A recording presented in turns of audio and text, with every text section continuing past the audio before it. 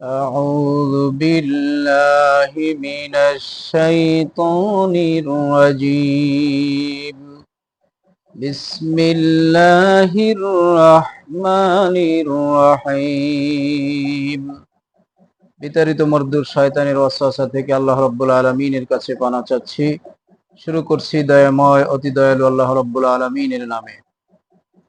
والذين يتوفون منكم ويذرون أزواجا يتربصن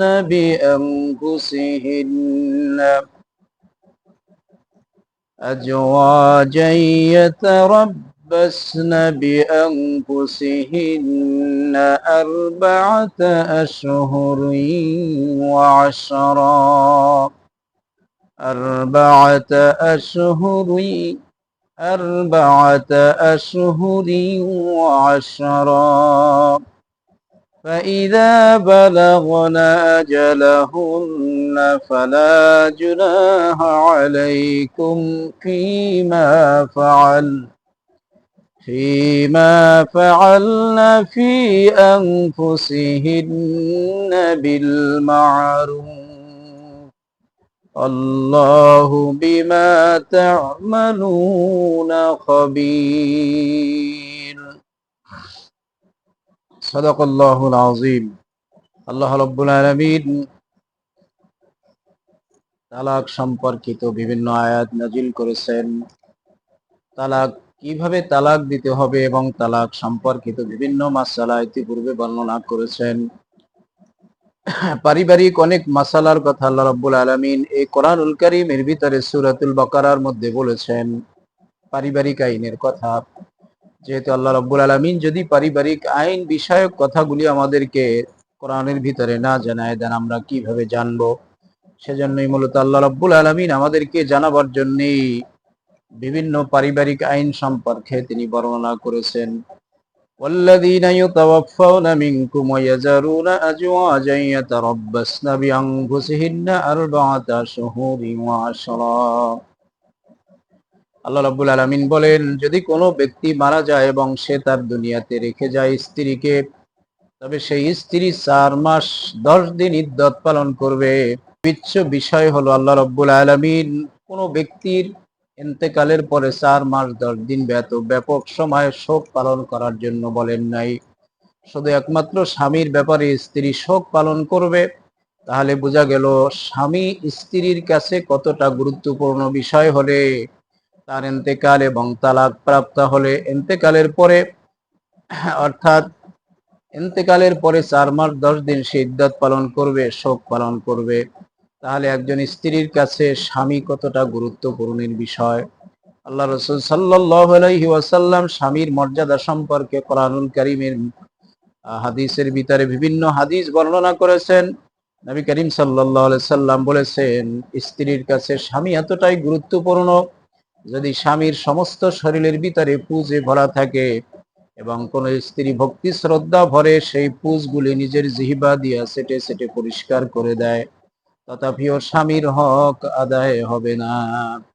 নবী করিম সাল্লাল্লাহু আলাইহি সাল্লাম অন্যত্র হাদিসে বলেছেন, কোন মানুষকে সিজদা করা জায়েজ নাই, যদি জায়েজ থাকতো তাহলে আমি নবী স্ত্রীদেরকে হুকুম দিতাম তারা যেন তাদের স্বামীদেরকে সিজদা করে।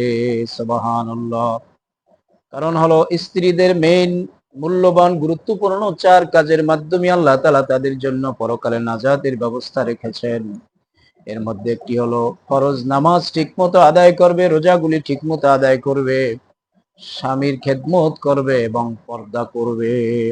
এই 4টি কাজে স্ত্রী গুরুত্ব সহকারে ইহতিমামের সাথে আদায় করবে। আল্লাহ রাসূল সাল্লাল্লাহু আলাইহি সাল্লাম বলেছেন, কিয়ামতের দিবসে সে আল্লাহ রাব্বুল আলামিনের জান্নাতের গেটের যে কোনো গেট দিয়ে সে প্রবেশ করতে পারবে। সুবহানাল্লাহ।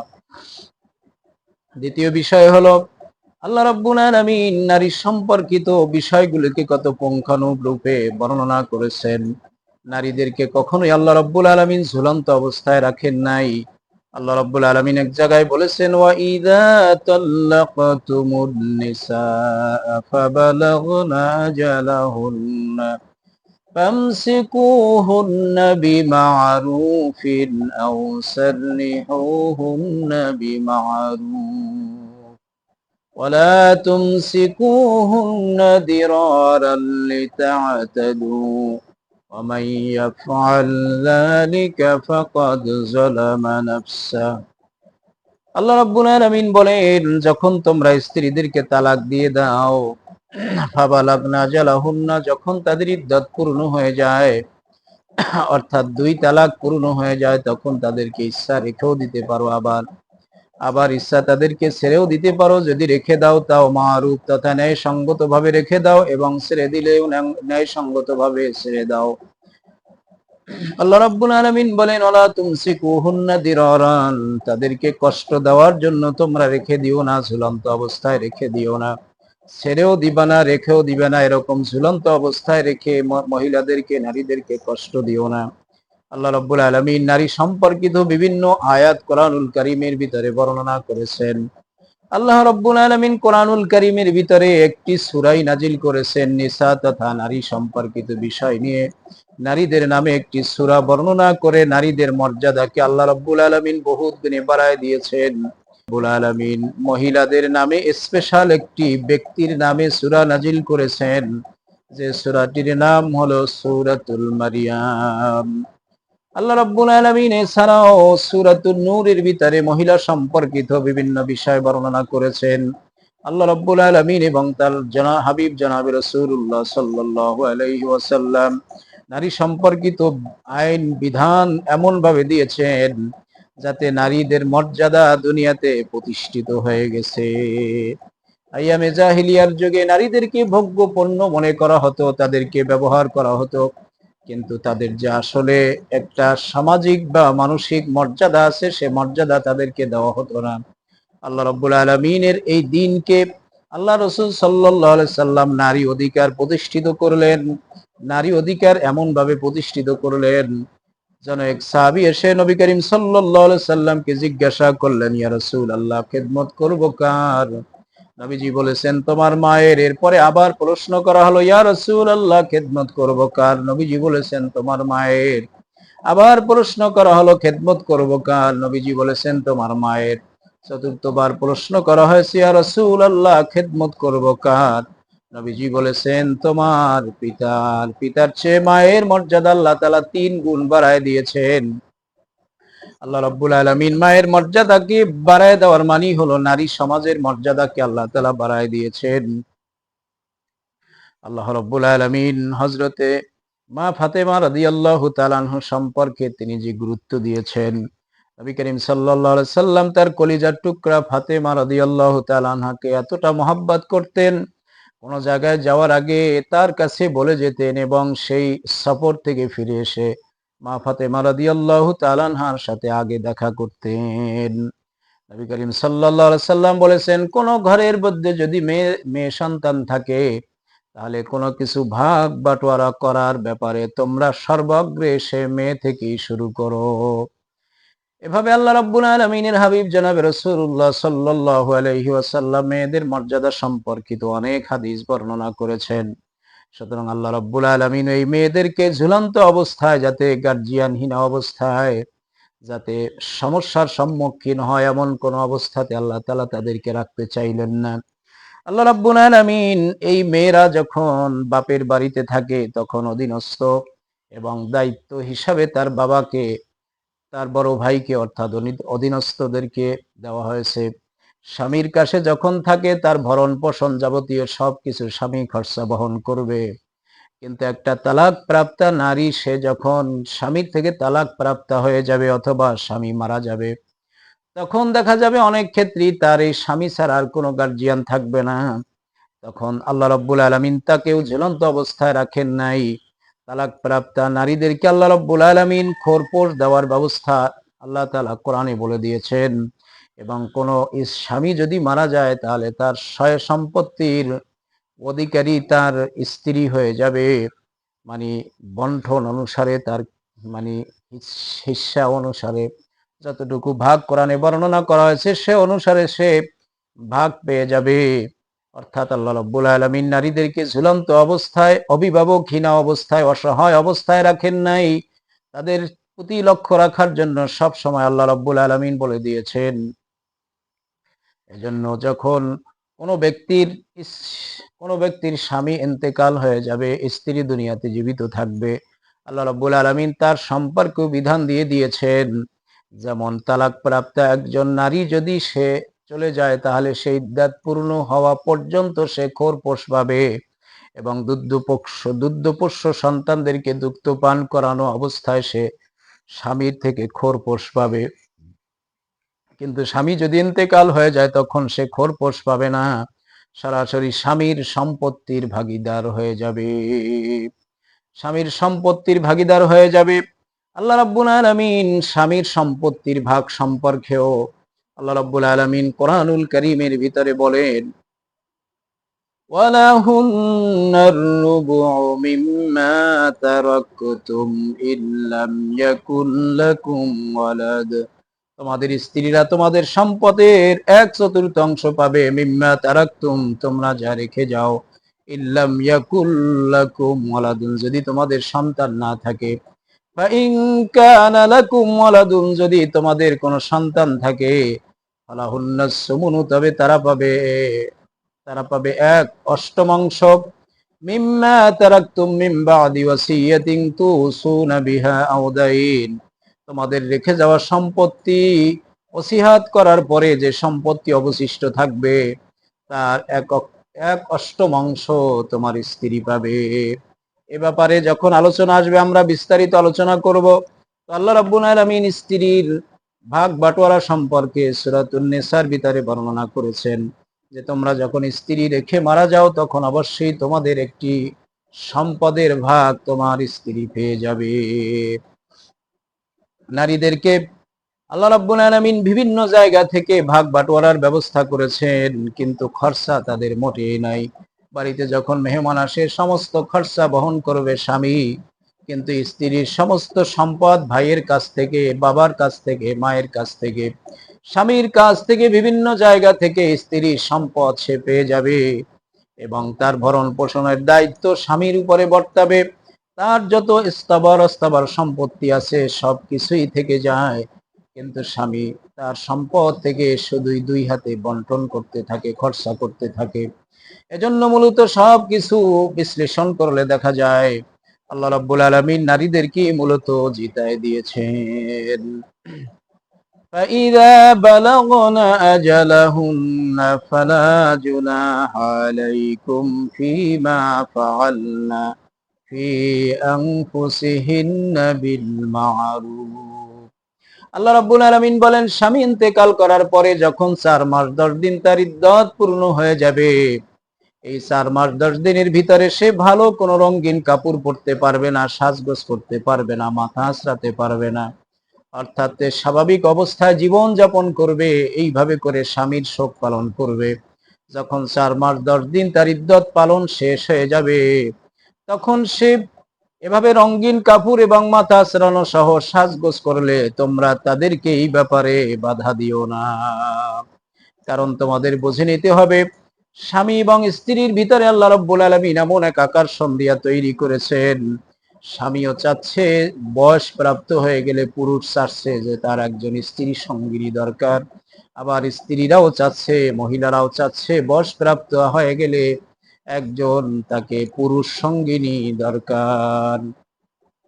হযরতে আদম আলাইহিস সালাতু ওয়াস সালামকে যখন আল্লাহ রাব্বুল আলামিন জান্নাতের মধ্যে বানালেন, জান্নাতের মধ্যে হাজারো নাজ নেয়ামত থাকার পরেও দেখতেছেন হযরত আদম আলাইহিস সালাতু ওয়াস সালামের মন মলিন, তার মন বেজার এবং কি যেন সে ভাবতেছেন বা দুশ্চিন্তাগ্রস্ত আছেন।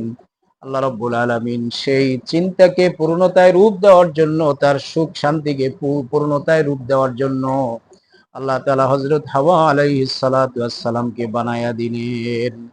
হাওয়া আলাইহিস সালাতু ওয়াস সালাম এবং আদম আলাইহিস সালাতু ওয়াস সালামকে বিশাল বড় ঘটনা যখন জান্নাত থেকে তাড়ায় দেওয়া হলো, পৃথিবীর ভিতরে এসে দুজন দুজনাকে খুঁজতে থাকলো। দুজন দুজনাকে এত বেশি খুঁজতে থাকলো, 350 বছর কোন কোন রেওয়াতে এসেছে এত লম্বা টাইম স্বামী তার স্ত্রীকে খোঁজ করতে থাকলো। স্ত্রী স্বামীকে খোঁজ করতে থাকলো। আরাফার ময়দানে এসে তাদের সাথে দেখা হয়ে গেল, বোঝা গেল স্বামী স্ত্রীর মধ্যে আল্লাহ রাব্বুল আলামিন বিশাল বড় আকর্ষণ তৈরি করে দিয়েছেন। সুতরাং স্ত্রী যখন 4 মাস 10 দিন ইদ্যত পালন করার পরে সে সাজগোজ করবে এবং সে মাথা আঁচড়াবে এবং নিজেকে প্রকাশ করতে চাইবে, নিজেকে সাজুগুজু করে, তখন তোমরা লক্ষ্য করবে অবশ্যই সে অন্য স্বামী গ্রহণ করার জন্য তার দিলের ভিতরে আগ্রহ জমা হয়েছে। তখন তোমরা তাদেরকে বাধা দিও না। কিন্তু আমাদের সমাজের বৈশিষ্ট্য, আমাদের সমাজের রীতিনীতি হলো আমরা অবিবাহিতা স্ত্রীদেরকে, অবিবাহিতা মহিলাদেরকে এবং বিবাহিত পুরুষদেরকে আমরা বিবাহ দেওয়া এবং বিবাহ করানোর জন্য যতটা তাড়াহুড়া করি এবং তাদের ব্যাপারে যতটা যত্নশীল হই, যখন কোনো মহিলা তালাক প্রাপ্তা হয়ে যায় তখন তার ব্যাপারে বিবাহের জন্য আমরা ততটা চিন্তা করি না। বিশেষ করে আমাদের সমাজের ভিতরে বহুত আমাদের বিধবা নারী রয়ে গেছে। আল্লাহ রাব্বুল আলামিন সেই বিধবা নারীদেরকে বিবাহের ব্যবস্থা করার জন্য নির্দেশ দিয়েছেন। আল্লাহ রাসূল সাল্লাল্লাহু আলাইহি ওয়াসাল্লাম, আমাদের তো অভ্যাস হলো আমরা বিধবা নারীদেরকে ঘৃণা করি, তাদেরকে বিবাহ করা থেকে আমরা বিরত থাকতে চাই।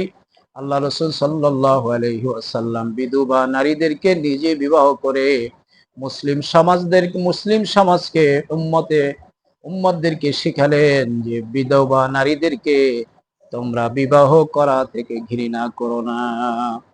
বিবাহের ব্যাপারটা আমাদের সমাজে কঠিন হয়ে যাওয়ার কারণে অনেক জিনা ব্যভিচার আমাদের সমাজে বেড়ে গেছে। আল্লাহ রাব্বুল আলামিন বিবাহকে সহজ করেছেন, আল্লাহর নবীও বিবাহকে সহজ করেছেন, জিনা ব্যভিচারকে কঠিন করেছেন। কিন্তু আমাদের সমাজে বিবাহকে কঠিন করা হয়েছে, জিনা ব্যভিচারকে সহজ করা হয়েছে। অর্থাৎ দুটি হলো বিপরীতমুখী বিষয়। যখন বিবাহকে সহজ করা হবে জিনা কঠিন হয়ে যাবে, আবার জিনা ব্যভিচার তখন সহজ হয়ে যাবে যখন বিবাহ কঠিন হয়ে যাবে। নারী পুরুষের জৈবিক চাহিদা পূরণ করা এটা মানুষের একটি চিরাচরিত অভ্যাস। আল্লাহ তাআলা এই আকর্ষণ দিয়েই মানুষদেরকে সৃষ্টি করেছেন।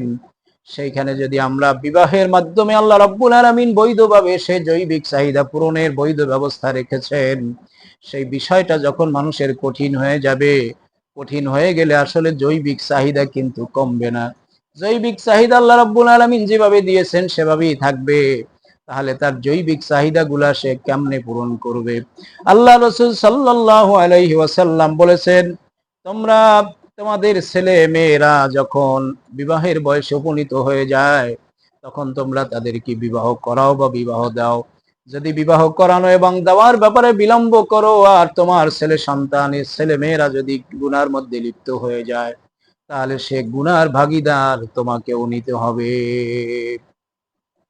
এজন্য আসলে আমরা প্রাপ্তবয়স্কে তাদেরকে বিবাহ থেকে বিরত থাকি এবং নিজের পায়ে দাঁড়ায়া চাকরি করবে এরপরে তাদেরকে বিবাহ করাবো। এরপরে এভাবে করতে করতে তাদের 30-35, অনেকের ক্ষেত্রে 40 বছর বয়স হয়ে যায়, তারপর বিবাহের দিকে অগ্রসর হয়। খুব অল্প সময়ের মধ্যেই মানে তার মধ্যে একটি বিবাহের চিন্তা ভাবনা এসে যায়। তখন থেকে সে পুরুষ মহিলাদেরকে এবং মহিলার সঙ্গিনীদেরকে খুঁজতে চায় এবং এই খুঁজে যখন সে তার জৈবিক চাহিদা পূরণের জন্য কোনো বৈধ ব্যবস্থা না পায় তখন স্বাভাবিকভাবে সে গুনার মধ্যে জড়িয়ে পড়ে। এজন্য আল্লাহ রাব্বুল আলামিন বলেছেন, তালাক প্রাপ্তা এবং যার স্বামী ইন্তেকাল হয়েছে ইদ্দাত পূর্ণ হয়ে যাওয়ার পরে যখন তাদের নিজের থেকে এভাবে কাপড় চোপড় সাজগোজ করতে দেখবে তখন নিজেদের থেকে বুঝে নেবে যে অন্য স্বামী সে গ্রহণ করার জন্য সে আগ্রহবান হয়ে গেছে। তখন তাদের মনের অবস্থাটা জেনে অন্য স্বামীর সাথে বিবাহ দিয়ে দেওয়াটা হলো তোমাদের দায়িত্ব। সেটা তোমরা বাধা তো দিবেই না, বরঞ্চ তাকে উৎসাহ করে সেখানে বিবাহের ব্যবস্থা করে দিবে। ইসলাম সমস্ত মানুষদের ব্যাপারে লক্ষ্য রেখেছেন। আল্লাহ রাব্বুল আলামিন বৃদ্ধ জওয়ান নারী পুরুষ রাজা বাদশাহ সমস্ত শ্রেণীর মানুষের কথা আল্লাহ তাআলা কোরআনের ভিতরে বলে দিয়েছেন। আল্লাহ তাআলা মানুষের মনের অবস্থা এমন ভাবে জানেন, যিনি সৃষ্টি করেছেন তার চাইতে মনের খবর আর কেউ ভালো জানে না। এজন্য আল্লাহ তাআলা বলেছেন, যখন তাদের ইদ্দত পূর্ণ হয়ে যাবে অন্য স্বামী গ্রহণ করতে চাইবে বাধা তো দিবি না, বরঞ্চ অন্য বিবাহের ব্যবস্থা তোমরা করে দিবে। আল্লাহ রাব্বুল আলামিন আয়াতের শেষাংশে বলতেছেন, আল্লাহু বিমা তা'মালুনা খাবীর। আল্লাহ রাব্বুল আলামিন বলতেছেন যে যখন কোন স্বামী দুনিয়া থেকে বিদায় হয়ে গেল, তার স্ত্রীকে রাখলো, ওই স্বামীর ভাই আছে, বোন আছে, আত্মীয় স্বজন আছে, এই স্বামীর ভাই বোন এবং তার সন্তান আদি যারা আছে, তারা ওই মহিলাকে এভাবে তার সম্পদ থেকে নৈরাশ করতে চায়, তাকে বঞ্চিত করতে চায়। বর্তমান সমাজে অহরহ হচ্ছে। আল্লাহ রাব্বুল আলামিন বলেন, আমি তো তোমাদের মনের খবর রাখি। আমি আল্লাহ রাব্বুল আলামিন কোরআনুল কারীমের মাধ্যমে তার জন্য যে ভাগ বাটোয়ারা করে দিয়েছি, তার জন্য যে অংশ নির্ধারণ করে দিয়েছি, এই অংশ থেকে যদি তোমরা তাকে বঞ্চিত করো, আমি আল্লাহ রাব্বুল আলামিন অবশ্যই সেই ব্যাপারে খবর রাখি। আল্লাহ রাব্বুল আলামিনের হাবিব জনাবে রাসূলুল্লাহ সাল্লাল্লাহু আলাইহি ওয়াসাল্লাম বলেছেন, কোন ব্যক্তি যদি আল্লাহ রাব্বুল আলামিন অবশ্যই খবর রাখেন, আল্লাহ তাআলা তার কাছে থেকেই খবর রাখেন। নাহানু আকরাবু ইলাইহি মিন হাবলিল ওয়ারিদ। আল্লাহ রাব্বুল আলামিন বলেন, তোমাদের এই ঘাড়ের সাথে যে একটি সার রগ আছে, সেই সার রগের চাইতো আমি আল্লাহ রাব্বুল আলামিন অতি নিকটে। فأينما تولوا فثم وجه الله। আমি আল্লাহ রাব্বুল আলামিন তোমার এত নিকটে, তুমি ডানে তাকাও আমি আল্লাহ, বামে তাকাও আমি আল্লাহ, সামনে তাকাও আমি আল্লাহ, পিছনে তাকাও আমি আল্লাহ, যেদিকেই তুমি তাকাও না কেন আমি আল্লাহ। আল্লাহ রাব্বুল আলামিনের সৃষ্টি এবং কুদরতের দিকে তাকালি তুমি আমি আল্লাহ রাব্বুল আলামিনকে দেখতে পাবে। তার মানে হলো, আমি তোমাকে সামনে পিছনে ডানে বামে থেকে অবলোকন করতেছি। তোমার মন কি পরিকল্পনা করতেছে, কোন অংশীদার ঠকানোর জন্য কি চিন্তা করতেছে কিনা, ভালো মন্দ তুমি যা কিছু করতেছো, আমি আল্লাহ রাব্বুল আলামিন অবশ্যই সে সম্পর্কে জানি। অংশীদার বর্তমান সময়ে মানে বিভিন্ন ভাবে চালাকি করে অংশীদারদেরকে ঠকানো হয়। স্ত্রীদের অংশ স্বামী ঠিক মতো দেয় না, ছেলে মেয়েদের অংশ ঠিক মতো বাবা বুঝায় দেয় না, বিভিন্ন ভাবে তাদেরকে ঠকানো হয়। আল্লাহ রাব্বুল আলামিনের হাবিব জনাবে রাসূলুল্লাহ সাল্লাল্লাহু আলাইহি ওয়াসাল্লাম বলেছেন, হক হলো মূলত দুই ধরনের, হক্কুল্লাহ, হক্কুল ইবাদা, আল্লাহর হক এবং বান্দার হক। বান্দার হক যদি কেউ নষ্ট করে, ওই বান্দা যতক্ষণ পর্যন্ত মাফ না করবেন, আল্লাহ রাব্বুল আলামিনও তাকে ততক্ষণ পর্যন্ত মাফ করবেন না। তো যাই হোক, আজকের আমরা এই আয়াত থেকে 234 নম্বর আয়াতে আমরা যা পাইলাম, যখন কোন ব্যক্তি দুনিয়া থেকে বিদায় হয়ে গেল এবং তার স্ত্রী দুনিয়াতে থেকে গেল, তাহলে ওই স্ত্রী 4 মাস 10 দিন পর্যন্ত ইদ্দাত পালন করবে। এই ইদ্দাত চলাকালীন সময় তাকে শুধু খোরপোশ নয়, তার মানে সম্পদের যেই কোরআনে বন্টনের কথা বলা হয়েছে, সেই বন্টন অনুসারে বন্টন থেকে, সেই জিনিস থেকে সে ভাগ পাইবে।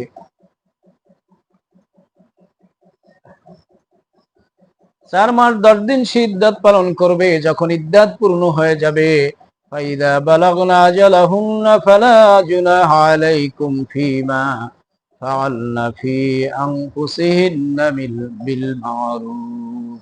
আল্লাহ রাব্বুল আলামিন বলেন, যখন ইদ্দাত পূর্ণ হয়ে যাবে, তখন তারা নিজের থেকে যেই কাজগুলি করবে, সেই কাজগুলি করতে তোমরা তাদেরকে বাধা দিও না এবং ন্যায়সঙ্গত ভাবে তাদের সেই অধিকারকে তোমরা পূরণ করে দাও।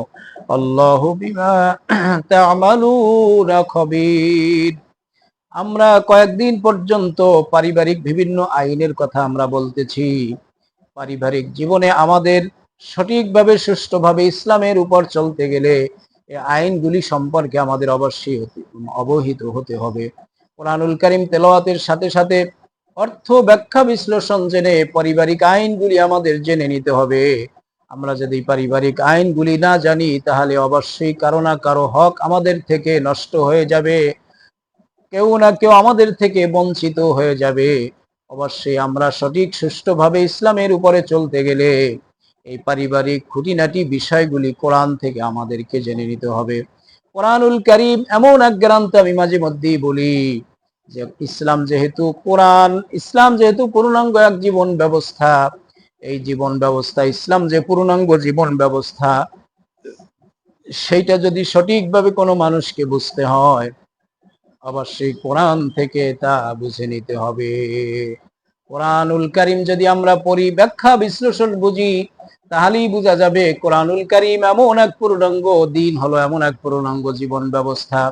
দিনের আইন কানুন যে কোরআনের ভিতরে বলা হয়েছে, সেই কোরআনুল কারীমের ভিতরে সামান্য একটু ব্যাপারও বাদ দেওয়া হয় নাই।